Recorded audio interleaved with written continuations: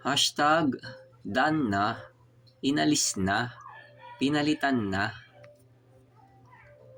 Alam nyo ba na ang Iglesia Katolika at ang Sabadista ay feeling mga Israelita? At dahil dyan, sumablay sila sa pagiging totoong Kristiyano. Peke ang labas ng mga pilingero asyumero.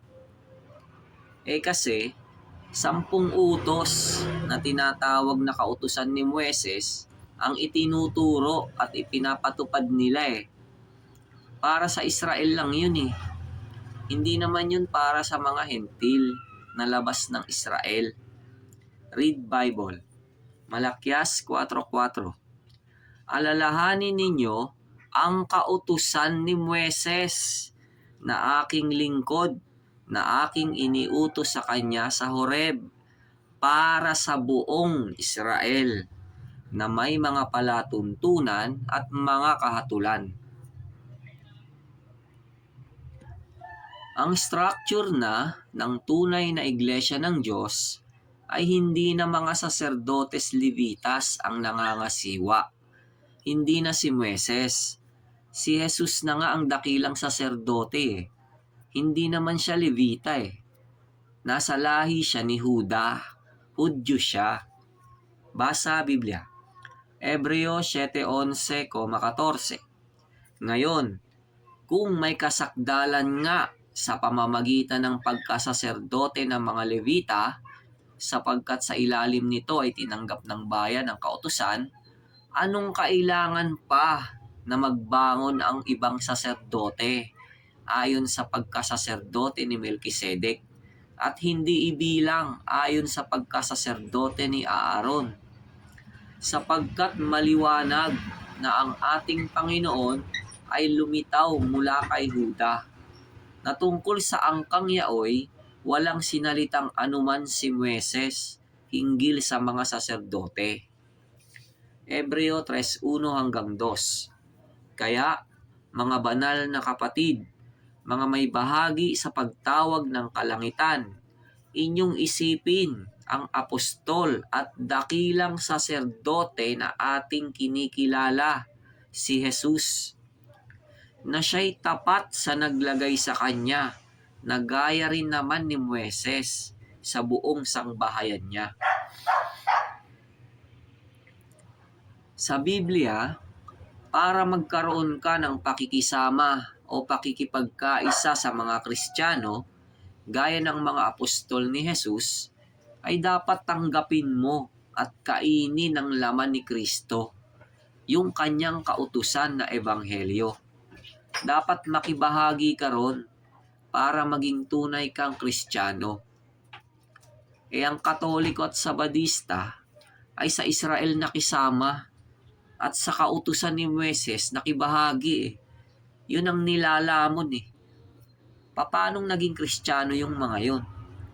Relihiyon ng mga Hudyo yun Kaya may mga Katoliko at Sabadista na nililipol ang Iglesia ng Diyos, MCGI Church of God Pinapatay nila sa pamamagitan ng mga bunganga nilang sinungaling at mali ang sinasabi. Basa, 1 Corinto 10:16-17. Ang saro ng pagpapala na ating pinagpapala, hindi baga siyang pakikipagkaisa ng dugo ni Kristo? Ang tinapay na ating pinagpuputol-putol, hindi baga siyang pakikipagkaisa ng katawan ni Kristo?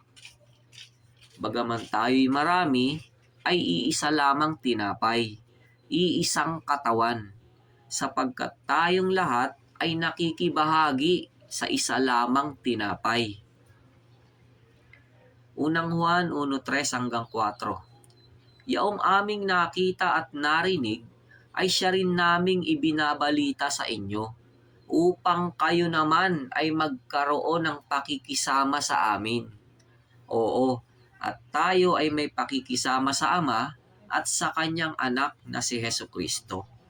At ang mga bagay na ito ay aming isinusulat upang ang ating kagalakan ay malubos. Kawikaan 11:9. Pinapatay ng masama ng kanyang bibig ang kanyang kapwa, ngunit sa kaalaman ay maliligtas ang matuwid. Galatia 1:13-14. Sapagkat inyong nabalitaan ang aking pamumuhay ng nakaraang panahon sa relihiyon ng mga Hudyo, kung paanong aking inuusig na malabis at nililipol ang iglesia ng Diyos. At ako'y nangunguna sa relihiyon ng mga Hudyo ng higit kaysa marami sa aking mga kasinggulang, sa aking mga kababayan. Palibhasa'y totoong masikap ako sa mga salit-saling sabi ng aking mga magulang. Inalis na ang kautosang 10 utos. Pinalitan na rin yun. Kaya hindi na yun ang kautosang dapat tuparin. Iba na. Ebanghelyo na ang kautusan. Yun ang bagong tipan.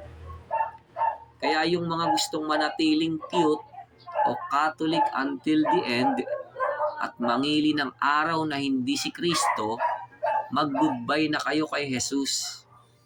At mahirap kayong makaparoon sa Diyos Ama sa langit. Dahil si Jesus ang daan papunta ron eh. Walang iba. Kaya lang, si Moises ang pinili ng Katoliko at Sabadista. 10 utos na kautusan ni Moises ang sinusunod. Kaya, hindi sila aariing ganap nun. Dahil kay Jesus aariing ganap ang tao sa pamamagitan ng Ebanghelyo. Basa, Juan 14:6. Sinabi sa kanya ni Jesus, "Ako ang daan at ang katotohanan at ang buhay. Sino man ay di makaparoroon sa Ama, kundi sa pamamagitan ko." Gawa 13:39. At sa pamamagitan niya, ang bawat nananampalataya ay inaaring ganap sa lahat ng mga bagay, na sa mga ito'y hindi kayo aariing ganap sa pamamagitan ng kautusan ni Moises. Yun namang ayaw ng maging cute at maging Sabadista dahil gusto niyang makarating sa langit at makasama ang Diyos Ama. Mag-aral kayo ng Ebanghelyo ni Kristo sa MCGI Mass Indoctrination. Weekdays, 7 p.m. Makibahagi po kayo sa laman at dugo ni Kristo para magkaroon din kayo ng buhay na walang hanggan. See you there, wishers. Basa Biblia, 1:53-58. Sinabi nga sa kanila ni Jesus, "Katotohanan, katotohanang sinasabi ko sa inyo, maliban ng inyong kanin ang laman ng anak ng tao at inumin ang kanyang dugo, ay wala kayong buhay sa inyong sarili. Ang kumakain ng aking laman at umiinom ng aking dugo ay may buhay na walang hanggan, at siya'y aking ibabangon sa huling araw. Sapagkat ang aking laman ay tunay na pagkain, at ang aking dugo ay tunay na inumin. Ang kumakain ng aking laman at umiinom ng aking dugo ay nananahan sa akin, at ako'y sa kanya. Kung paanong sinugo ako ng Amang buhay, at ako'y nabubuhay dahil sa Ama, gayon din naman ang kumakain sa akin. Siya na may mabubuhay dahil sa akin. Ito ang tinapay na bumabanggaling sa langit. Hindi gaya ng mga magulang na nagsikain at nangamatay.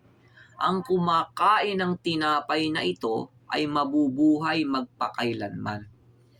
Unang Korinto 1:2, sa iglesia ng Diyos na nasa Korinto, sa makatwid bagay sa mga pinapaging banal kay Kristo Jesus, na tinawag na mga banal, nakasama ng lahat ng mga nagsisitawag sa bawat dako sa pangalan ng ating Panginoong Hesukristo na kanila at ating Panginoon.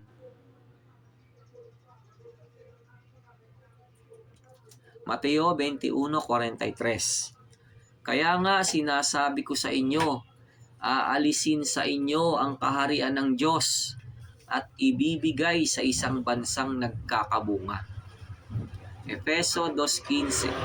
Na inalis ang pagkakaalit sa pamamagitan ng kanyang laman, kahit ang kautusan na may mga batas at ang palatuntunan, upang sa dalawa ay lalangin sa kanyang sarili ang isang taong bago.